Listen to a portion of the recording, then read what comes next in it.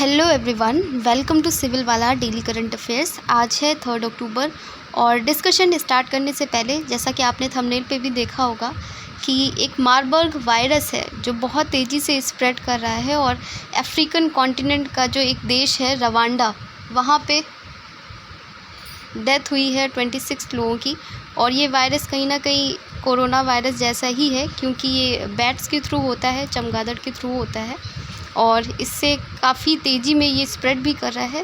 तो ये हमारे एग्ज़ाम पर्सपेक्टिव से भी इम्पॉर्टेंट है और एज अ अवेयर पर्सन हमें पता होना चाहिए कि आसपास इस तरीके की कोई डिज़ीज़, कोई वायरस अगर न्यूज़ में है तो उसकी भी जानकारी हमें होनी चाहिए।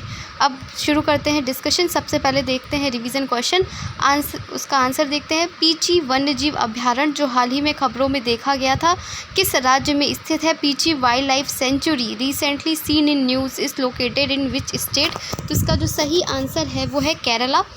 फर्स्ट क्वेश्चन देखते हैं। हाल ही में सितंबर 2024 में केंद्र सरकार ने महंगाई भत्ते में संशोधन करके न्यूनतम मजदूरी दरों में वृद्धि की घोषणा की है। नई मजदूरी दरें कब से प्रभावी होंगी, ये क्वेश्चन है आपका। तो जो सेंट्रल गवर्नमेंट ने हाइक की है minimum wage rate effective from 1 अक्टूबर, तो ये 1 अक्टूबर से आपका शुरू होगा। तो केंद्र सरकार ने महंगाई भत्ते में संशोधन करके न्यूनतम मजदूरी दरों में वृद्धि की है। नेक्स्ट हमारा क्वेश्चन है 2024 में द्वितीय सर्वश्रेष्ठ पर्यटन गांव प्रतियोगिता के तहत कितने गांवों को पुरस्कार मिला है? How many villages are awarded under the second best tourism village competition 2024? तो ये हमें बताना है। तो ये पर्यटन मंत्रालय ने सर्वश्रेष्ठ पर्यटन प्रतियोगिता गांवों में 2024 के विशेष विजेताओं की जो है घोषणा की है और 27 सितंबर 2024 को विश्व पर्यटन दिवस के अवसर पर, तो ये आपको पता होना चाहिए कि पर्यटन दिवस कब होता है। तो ये होता है हमारा 27 सितंबर को होता है। पर्यटन दिवस के अवसर पर केंद्रीय पर्यटन मंत्रालय ने 2024 सर्वश्रेष्ठ पर्यटन गांव प्रतियोगिता के विजेताओं की घोषणा की है। मंत्रालय ने भारत की आत्मा गांवों में पर्यटन को बढ़ावा देने के लिए 2023 में सर्वश्रेष्ठ पर्यटन गांव प्रतियोगिता की शुरुआत की थी। नेक्स्ट हमारा क्वेश्चन है सितंबर 2024 में भारत ने निम्नलिखित में से किस देश के साथ द्विपक्षीय निवेश संधि BIT पर हस्ताक्षर किए हैं जो दोनों देशों के निवेशकों को उचित सुरक्षा का आश्वासन देती है? In September 2024 India has signed a bilateral investment treaty which among the following countries to assures to appropriate protection for the investors of both countries.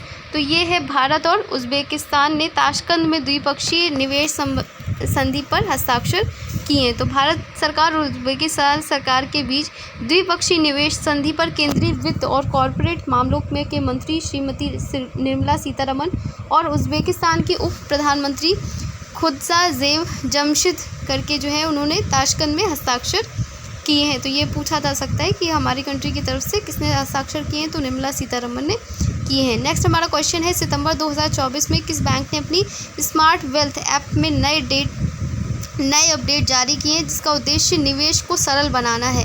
In September 2024 which bank has launched new update to its smart wealth app introducing feature aimed at making investment simpler? तो ये जो सही answer है वो हमारा HDFC bank ने किया है ऐसा। तो याद रखिएगा कि HDFC बैंक ने अपनी स्मार्ट वेल्थ ऐप में अपडेट जारी किए हैं, एक प्रमुख विशेषता है इसकी, तो इसे याद रखिएगा। नेक्स्ट हमारा क्वेश्चन है उत्कर्ष स्मॉल फाइनेंस बैंक के अध्यक्ष के रूप में किसे नियुक्त किया गया है? Who has been appointed as the chairman of Utkarsh small finance bank?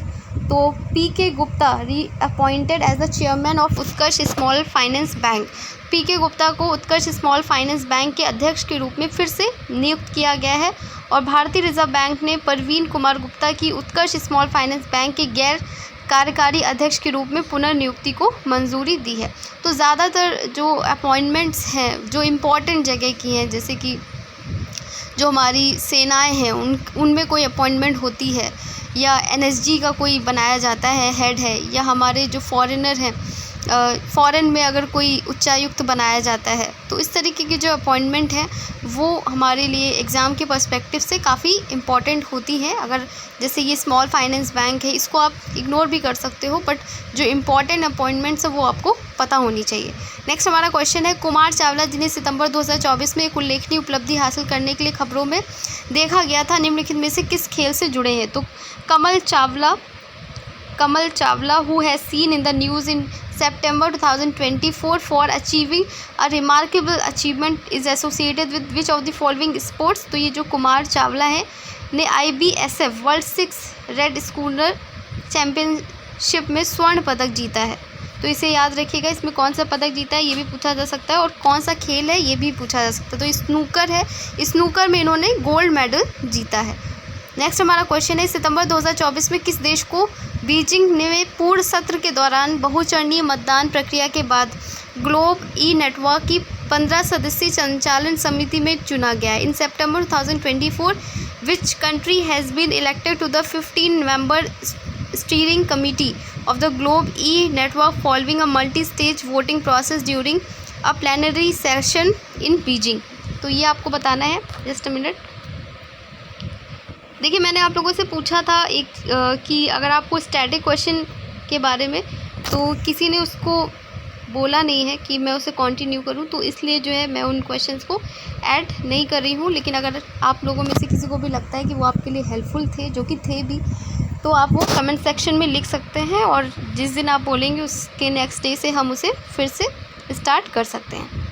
Next हमारा ये क्वेश्चन था कि सितंबर 2024 में किस देश को बीजिंग में पूर्ण सत्र के दौरान बहुचरणीय मतदान प्रक्रिया के बाद ग्लोब ई नेटवर्क की 15 सदस्यीय संचालन समिति में चुना गया है?